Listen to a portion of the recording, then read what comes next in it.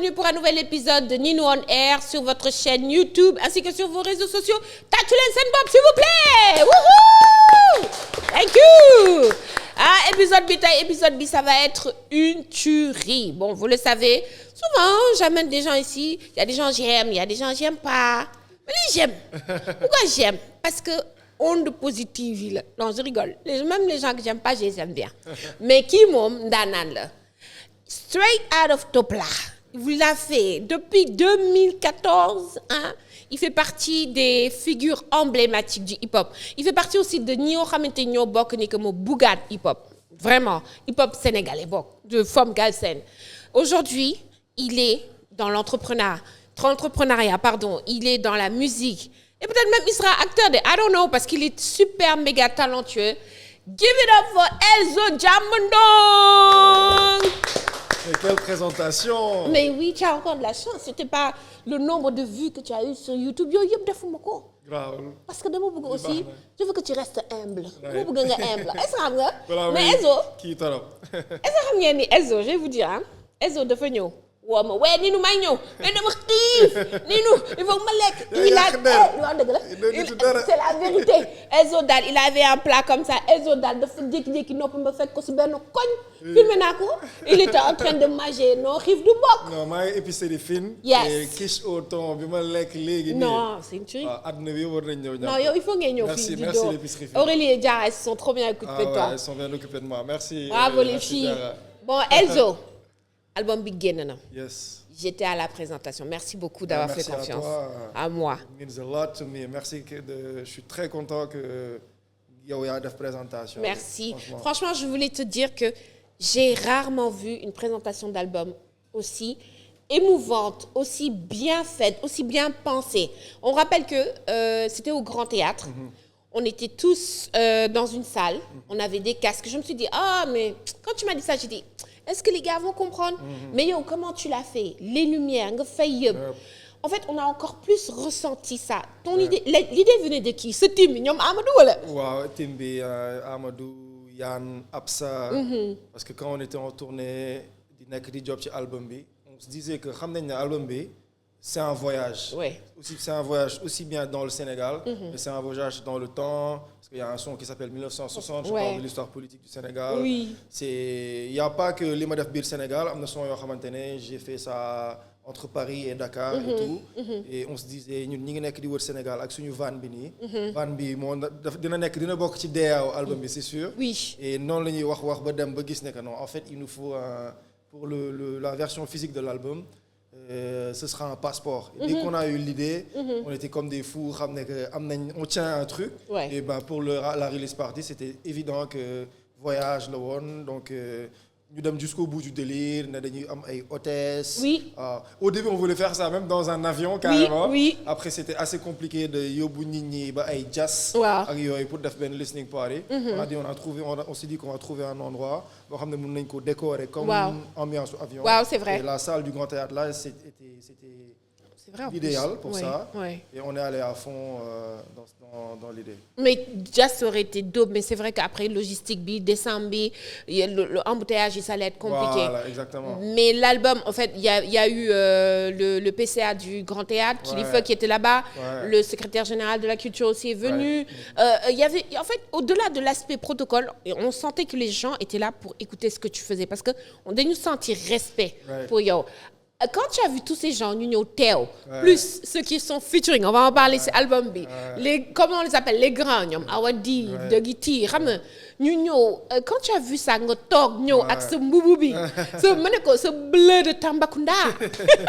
Non mais ton nanan quoi, nga ñëw toog. Qu'est-ce que tu as ressenti quand tu as vu tout ça? Beaucoup d'émotions, beaucoup de fierté de voir que li ma nekk di liggéey yëpp dans mon coin depuis pas depuis 10 ans yëpp ci sama carrière, mais surtout les 2-3 dernières années. projet bi nii nga xam ne projet bu particulier la quoi. def région au Sénégal bi. def ay émissions télé. yoo xam ne man maa ko produire. maa ko co-réaliser avec Mao Sidibé, shout out à lui. ay podcast yooyu noonu yëpp may gën a ubbeeku quoi di utiliser tout ce que j'ai déjà eu à faire di développer sama fibre artistique en fait. di def DA di xalaat ci affaire yooyu noonu yëpp ba jour boobu c'était le jour de la consécration en fait. donc j'étais vraiment libéré et de voir comme tu dis kilifa yu mel noonu. waaw ñëw valider man li may def. waaw tu te dis en fait kon man li may def nii pour Sénégal kilifa yi nii ñu ngi koy reconnaître. et reconnaissance boobu noonu dafa am solo. parce que man je sais que je suis convaincu mon équipement on sait qu'on fait du lourd. on sait oui non mais c'est bien ce qu'on fait. blague à part voilà oui. mais des fois nga dem tu veux bosser avec une entreprise ça n'aboutit pas. Tu veux bosser avec un ministère. avec l'État ça n'aboutit pas. mais ce jour-là de voir que il y avait le numéro 2 du ministère de la Culture. le directeur du Grand Théâtre, le PCA du Grand Théâtre National, ça fait plaisir. Non mais oui, de toute façon, je pense que... Quelle est la place qu'a pour toi cette validation de tes pairs? C'est-à-dire, nous finissons que nous avant yo, aussi boy you si tu vois. Quelle est cette place si l'on def yo, si ce univers? C'est hyper important parce que sous dul won ñom peut-être que man tay duma saña def limay def duma ko mën def. Xam nga mënuñu ñun on se doit d'être reconnaissant envers ñi ñu jiitu envers daara ji bidéo bu bees affaire yooyu ñoom liggéey bi gën a metti ñoom ñoo ko def parce que ñoom bi ñuy commencé rap on leur disait que amoo leen ambition ay toxkatu boon ngeen ay bandi ngeen ay bandi salte ngeen affaire yooyu ñoom ñu dékku loolu noonu yëpp dem ba nekk ay vrais artistes reconnus di dund ci loolu ils nous ont inspirés ils nous ont accompagnés toute notre vie. le son que j'ai fait avec Baydi. oui Mbifé tu vois. le clip est sorti d'ailleurs. est sorti voilà. c'est des sons yooyu noonu ñun bi ñuy màgg di ko déglu en fait démb rek maa ngi doon waxtaan ak benn reggae man mu koy expliquer en fait le rapport que j'ai avec la musique avec le reggae c'est-à-dire que quand j'étais plus jeune j'écoutais un gars de Midnight qui me dit love the life you live the life you love. C'est des trucs qui résonnaient tellement. Je les prenais comme des philosophes. yoo xam ne dañu war a wax ma appliquer quoi. du ma am benn xel ñaar. ci seen wax. et je pense que man artistes yi ma mës a déglu sama live yëpp les rappeurs les reggae statut boobu lañu am par rapport ak man quoi. quand j'écoutais une punchline de Fada Freddy ou de Degiti. dama koy appliquer. fa dama Fada Freddy ne bul xaar looy def ko. su ma doon nelaw. dama doon jóg ne su ma amee examen je te jure j'écoutais ça xam ne que non maa ngi seral am naa examen kon bàyyam rek sonn naa mais bàyyil ma réviser et cette reconnaissance là donc je leur dois ça à vie donc c'est important pour man de montrer ça wane ne que ñoom ñoo ñu inspiré ñoo ñu may fit et là de pouvoir collaborer avec eux c'est énorme. Mais justement dans l'album Mën na nekk on rappelle super méga bonne idée de mettre le passeport et tout passeport pourquoi parce que nous les Africains on est bloqués parce qu'il y a eu les problèmes de passeport parce que yow da nga jël sa van dugg ci région et tu as vu beaucoup de choses. Pourquoi passeport bi c'est parce que pendant que je faisais la tournée et l'album on était en plein pendant ñi di jël gaal yi di dee ci géej gi chaque semaine ngay dégg ne ay boy sénégalais ñi ngi dee ci géej bi du dem wuti loo xamante ne peut-être que fii exploité wuñ ko mënaguñ ci bénéficier wu mais fii am na lépp ba nga xamante ne soxlawuñu di jël gaal di dem di dee ci géej bi quoi tu vois et je me suis dit il fallait vraiment ñu wut benn affaire bu fort buy wane ne que passeport mooy liggéeyloo mais léegi passeport bii nii man ku ko am mooy nammoo bàyyi fii sa Sénégal di dem feneen di xaru quoi parce que nekk dëkk boo xam ne am nga or gaz pétrole diamant lépp waroo sa jeunesse warul dee ci géej gi quoi. mais booy yoon justement boo dégluwee album bi ce jour-là jour listening party bi mais c'est-à-dire elles autres yow en fait dañu sentir sa évolution déjà toi t'es open mind Asiko bu nga ko indiwee tu as changé le truc xam nga ne Asiko flow nga ne wait attends pourquoi musuñu boole lii ak lii c'est vrai ça va de sens quoi. Exactement. Et là dans ton album c'est pas du hip-hop c'est en fait c'est de l'art. Ouais, merci. T'es un artiste. C'est-à-dire tey boo dégluwee Courcelles son bi avec Château de Courcelles avec Sembe mais je te dis purée c'est nga déglu Mbifé avec Baydi. Après tu viens Mën na ne. Et je me souviens toujours quand on a regardé le documentaire avec au cinéma Sea Plaza. bu nga pare documentaire bi son bi ñëw rek j'ai dit purée c'est comme si tu as voulu faire ressentir magnifique gëm leen seen bopp si son bi c'est produit par E-Track raconte-nous un peu Mën na nekk pour moi c'est le highlight ça résume en fait cet état d'esprit j'ai l'impression c'est vrai c'est ça veut dire que c'est possible de la même manière que moi on est dans un pays on va se dire la vérité xam nañ ne que ñi mën a nekk ci art ci culture di ci dund nekk ci à plein temps bëriwuñu boo ci bokkee vraiment ku chance nga quoi ci domaine boobu noonu et man de manière bi ngay xam ne maa ngi fight di am sama entreprise am sama studio. sama boîte de production di job ay marque ay kii. liggéey bu metti la bu bëri. mais dañu passionné moo tax ñu gën a am doole liggéey boobu. li ci def di ciy génn. je sais que ñeneen ñu bëri ci seen domaine ñoom tamit ñu ngi ciy génn. donc c'est ça mën na nekk et en faisant la tournée ce son là on s'est vraiment pris la tête. pour que mu sound sénégalais. pour que mu xeeñ Sénégal. quoi da nga son bi dañ ciy dégg. Sonorité pulaar. dégg ci sonorité séeréer sonorité wu Casamance joolaay soose yooyu noonu yëpp. et je suis content que tu dises ça parce que loolu lañ ci bëggoon quoi que mu son bi boo ko playé rek Sénégal ngay dégg quoi. mais c'est exactement ça non franchement son bi pour moi c'est on repeat et je rappelle que l'album mën na ne c'est 16 sons de 54 minutes moo ngi Apple Music et aussi am na on va parler du son. Mbife te nga xamante ni clip bi génn na. avec Liliane. elle est super top. et Beydi sa voix kenn waxatu ko like c'est un ténor. Pourquoi tu as choisi de clipper Mbife parce que moi je te voyais après mën na nekk. ma ne non il va nous faire un truc à ma piano bi. wala kii bi xam parce qu'on va en parler il a des sons de malade je vous le dis léegi Mbife pourquoi tu l'as choisi boobu. parce que Mbife ça me tient tellement à cœur. Mbife 2020. 2020 laa décidé en tout cas laa am inspiration ne son boobu noonu un jour comme ça je xaw ma nan laa def ba je chantais ça dans ma tête ma ne non son bi benn jour foog ma reprendre ko donc j'en parle. Mbife bu Salif Keita. non waa bidéo bu bees. ils avaient un son qui s'appelle les Mbëggeel ça en fait maa ngi juum ça s'appelait même pas Mbife mais refrain bii nii en fait il existait déjà. C'était leur premier album en 2000 xaw ma. ok bu yàgg yee. waaw. boo xam ne son bi amul gisuma ko YouTube retrouvé wu ma ko fenn. mais toute ma vie son bi dama koy woyaat sama bopp tellement. le refrain il était catchy. donc dama ko bëggoon reprendre en hommage à bidéo bu bees déjà. ma commencé ci job pendant 1 an aw ma li ma bëgg. en 2021. sama manager rencontré benn producteur nigérian. yónnee ko dégluloo ko sama refrain bi boo xam ne du sax baatu vidéo bu bees parce que retrouvé wu ma ko woon. nee na tata mais xaw ma woon sax lu béy di. donc ñu liggéey ak kooku ba 2022 lañ doog a am instru bi nga xam ne je sais que li ma bëggoon am man. le son qui sonne sénégalais. qui est afro aussi, afrobeats, voilà, qui est futuriste, c'est moderne, mais il y a le côté un peu, tu sais, Beydi, sa voix, ça fait un peu malien, un peu Oumou Sangaré, oui, c'est ça, ouais. Ouest africain de fou. Moi, ça me délire, Massina, tout ce truc là, malien, tu vois.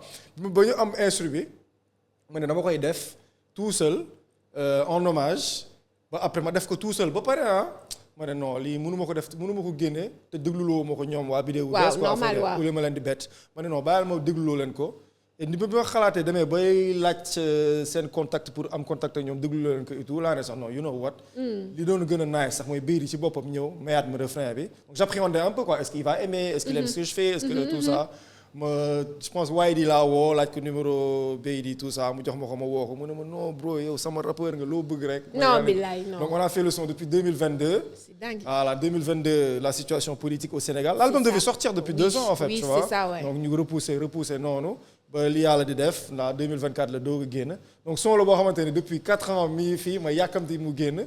donc ça signifie tellement pour moi donc il fallait vraiment que je le clip mu nga xam ne dañuy dem ba.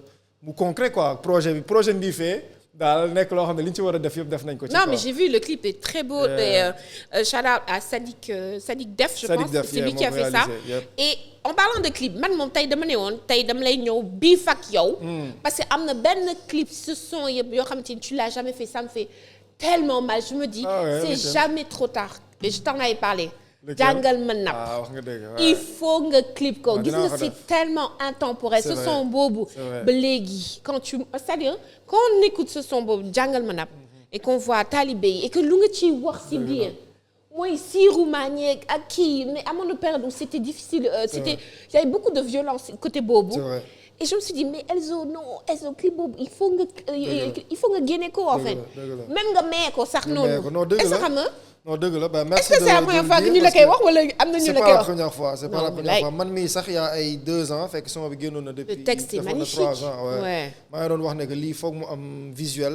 parce que c'est malheureux mais c'est intemporel ba léegi boo génnee ci mbedd yi gis xale yi ci mbedd mais surtout bu ñu dégg yow lu ngay wax si biir. en fait day am espèce d'empathie booy lu ñuy vivre si biti. dëgg la booy lu tax ñuy ay talibé en fait c'est une histoire tellement triste. digne d'une série sax mën nañu ko sax def série wala cinéma.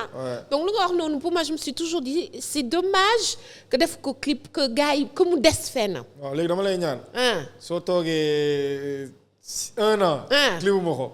n'hésite pas kii non je te le dis man d'ici 1 an man sax naa jox budget bi nag defal def ko ne wala kii ne la non franchement tu sais yow en termes de texte comme je l'ai dit tu fais partie des lyricistes les plus pour moi yu gën a nandite yu gën a seen plume yi dafa nice. Donc dans l'album on a Château de Courcelles que j'adore qui pour moi c'est un de mes faves. Full ak Fayda et 1960. Alors 1960 on s'attend à quelque chose. nga yóbbu ñu feneen. Après ñu ñëw nga defal ñu Amapiano. Avec un artiste que comme tu l'as dit si listening party bi tu n'as jamais rencontré. Que j'ai jamais rencontré. Toutes ces couleurs musicales si album bi en fait da nga toog ne je veux toucher ça wala dama bëgg def lu ma neex lii la sentir dama bëgg a dépasser sama ligne comment ça s'est passé. dama toog ne waaw dama bëgg def lu ma neex.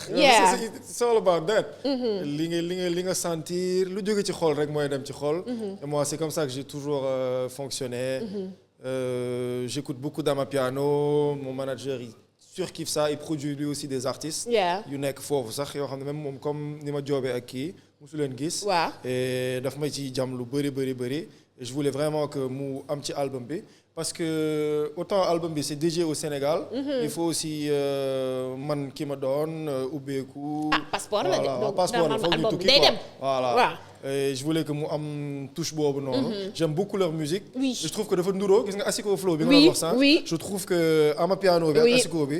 ñu mën a marier la. C'est vrai ñi ngi liggéey ci loolu. C'est vrai et toi si tu devais donner par exemple 3 sons. nga ne nit ci non lii mooy sama son si mën na nekk. ci album bi ci album bi nga ne lii la Aurélie nga ñëw xaaral xam nga nag Aurélie bu ñëwee rek mooy nekk pucci dañuy. mooy pause pause bi la ça a l'air beau ça. léegi Elzo il faut que nga deviner après Aurélie ñu wax ñu. lan moo nekk ci biir. waaw déjà Chin pour mën na ne. merci album bu nice un des meilleurs albums 2025. on attend beaucoup de choses. Merci beaucoup. mais vas-y mosal ma nga wax ma. bismillah. allez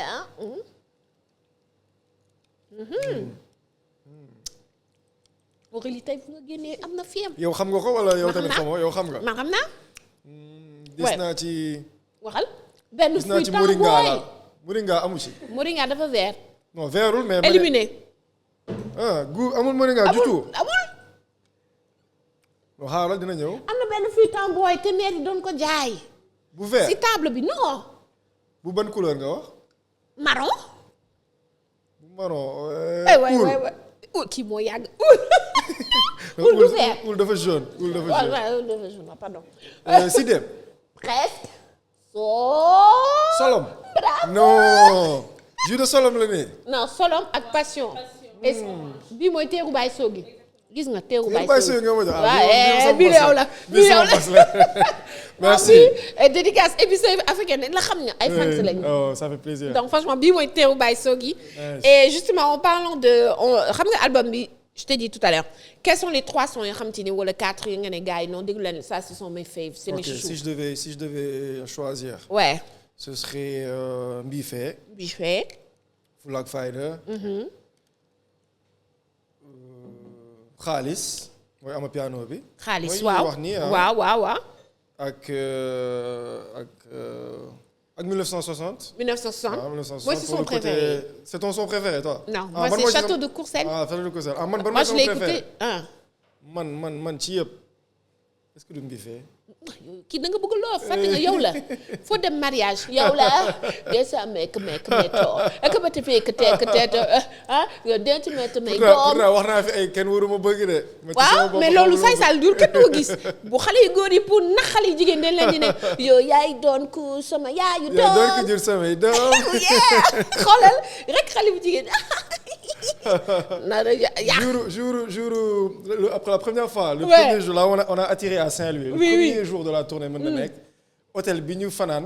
la réceptionniste qui nous a accueillis daf ma gis rek yuuxu ne ma Elzo xaar ma wala elle a ouvert son téléphone. mu dem Messenger elle m'a montré le premier message que son mari lui a envoyé, c'était le clip de yow la. Tu as vu? C'est-à-dire premier bu yéeg ba conversation amul sax bonjour wala Non, non, non. daf ko yónnee lien bi ba pare ne ko salut nanga def xaw ma. Non, t'as sorti des bangers quand il s'agit de love, moi. Franchement, shout out. Mais maintenant, c'est aussi une tournée. Ouais. Une tournée, bon, tu nous avais conviés, dem gis sa liggéey bi, et toi et toute ta team, hein, parce que tout en Ankéor, c'est ce que j'aime bien, c'est le fait que tu impliques tout le monde.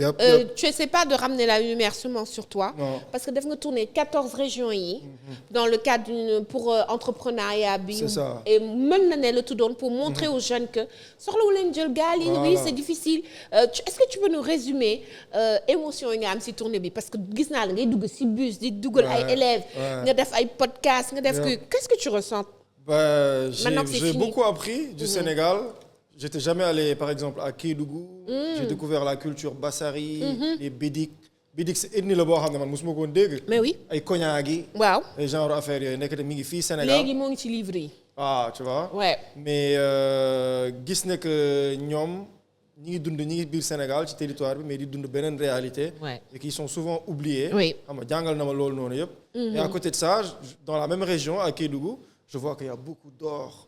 Beaucoup de diamants, beaucoup de minerais yoo xam ne gars yi ñu ngi ñëw di ko jël si di ko yóbbu te ñun ba léegi gisuñu ci suñu bopp. moom laay wax ci son Fulla ak Fayda bi naan dañu war a shine ak suñu or. voilà dañu mën nañu sound ak suñu corde xalam kora. dëgg la fi màgg liggéey suñu town ak li ñu moom. dëgg la loolu la ma inspiré gën a gëm Sénégal gën a gëm ne c'est un pays extraordinaire. oui qui a boo xamante ne lépp am na fi. rares sont les pays qui peuvent te dire que.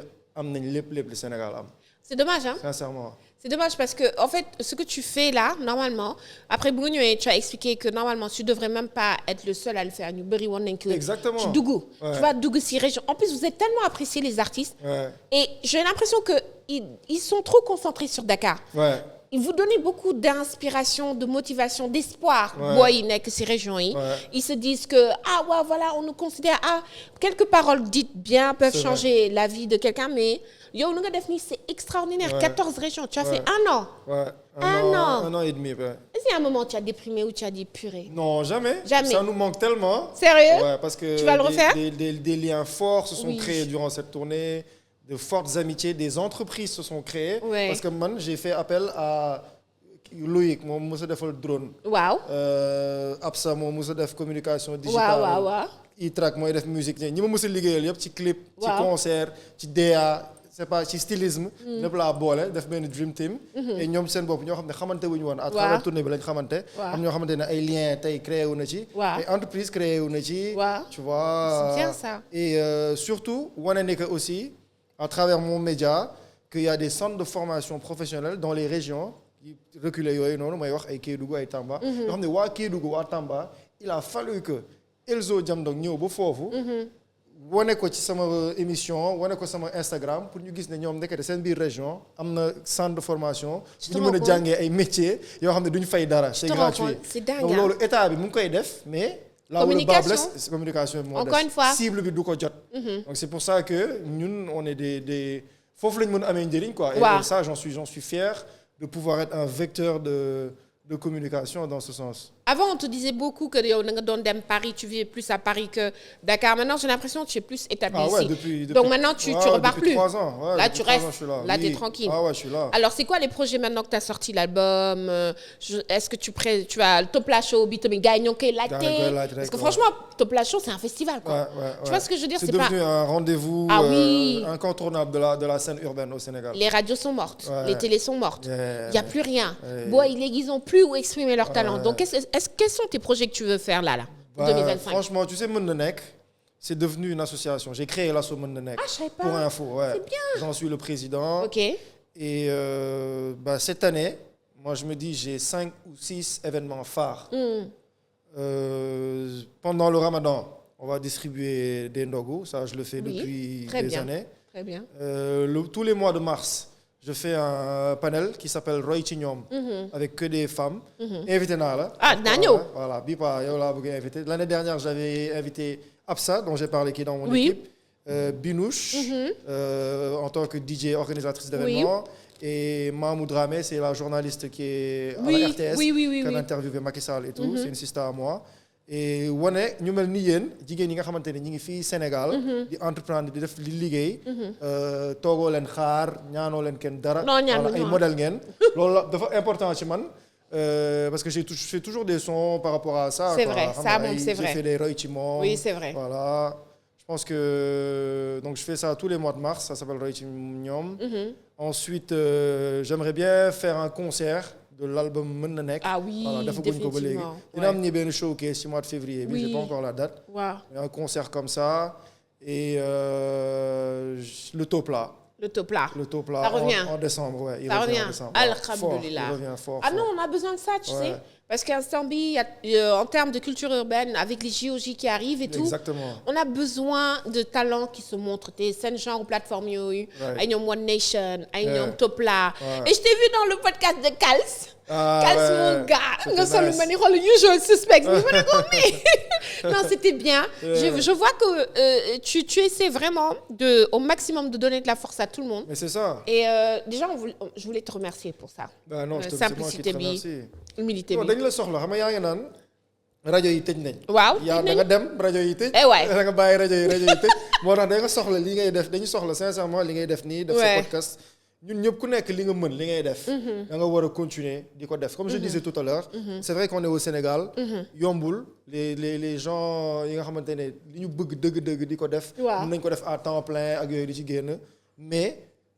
defal tout pour li nga xamante ne talent bi nga xam ne mi ngi ci yow. nga bañ ko bàyyi mu nelaw. C'est vrai, tu l'as toujours dit. Et album bi mën na ne je vous le dis, je vous conseille, allez écouter. Vous allez il y a des sons, ça va vous faire chialer, ça va vous faire pleurer tellement. Tu sais ce qu'on dit quand tu as les poils qui se dressent, eh ben c'est un très très très bel album, Elzo. Juste un dernier mot avant qu'on se quitte, de les libérer. Donc il y a des projets qui arrivent. Elzo au cinéma, c'est bientôt ou c'est comment? J'aimerais beaucoup. Moi, j'aimerais trop te voir. Tu as fait des clips, les clips dans... Il y a toujours un côté cinématographique. Moi, je te vois trop bien dans une série. Voilà, ça va produire, Lolo. Ouais, pourquoi pas. Qu'est-ce que tu en penses? Ça me dirait bien, vu que maintenant je suis grave dans la réalisation et tout ça. Ouais. Je ne sais pas si dialogue. Wow. Lolo, grave, on est entouré des bonnes personnes. Hein? Yow sax xam naa ne que war nga ci mën dara. Non, xam nga man ak Malcolm moo ñëw toog fii. mu ne dafa bëgg a def benn série bu tudd Mère Blowman. nga nekk actrice principale. déedéet ay mère ay ancienne mère. ay grand-mère ñu nekk ay Blowman di génn di kii yooyu la bëgg. non imagine loolu dina graaw de. non loolu day con de. loolu day graaw non, peut-être on va voir avec lui, peut-être qu'est-ce qu'on peut faire. Mais en tout cas, moi, déjà, je vais te remercier d'être venu. Non, c'est moi. On va donner de la force à Elzo pour son album Mën na nekk. On attend et même demaat dégluwaat lu mu def les featuring tous les trucs parce que moom featuring na fu ne. Et ça s'est très bien passé. Et courage à toi. Et merci. Puis un dernier mot. Un dernier mot, big up à toi Ninou, big up à toute ton équipe.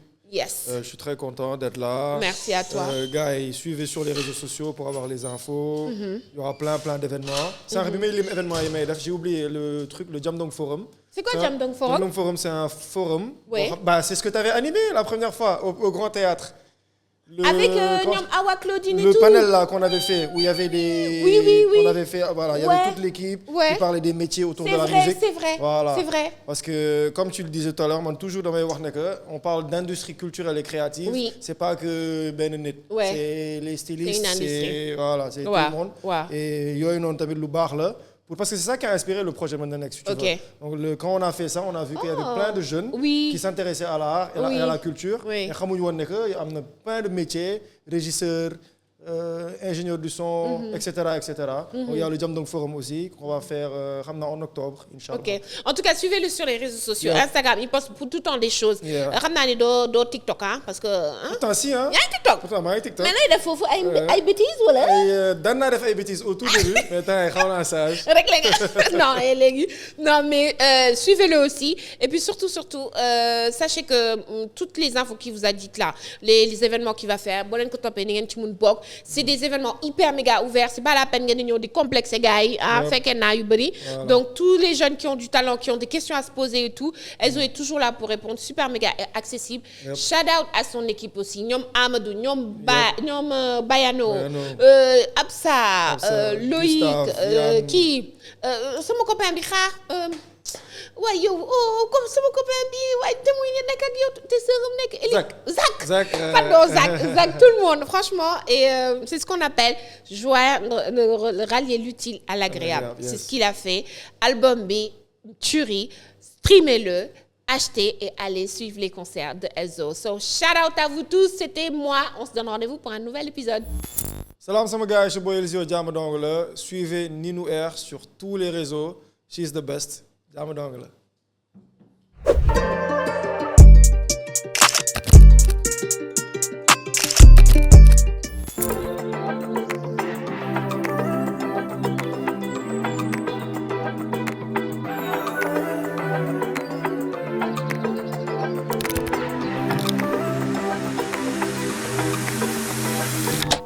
Lii mooy teeru Baye Sogi. Coucou. Ce qu'on a fait pour Elzo aujourd'hui hein. Donc lii mooy original Audi Solong seulement bi donc la koñam lañ koy amee boo nii ak jaama ñu def ci jus bu tudd teeru Baye Sogi avec passion c'est trop bon les gars ça me rend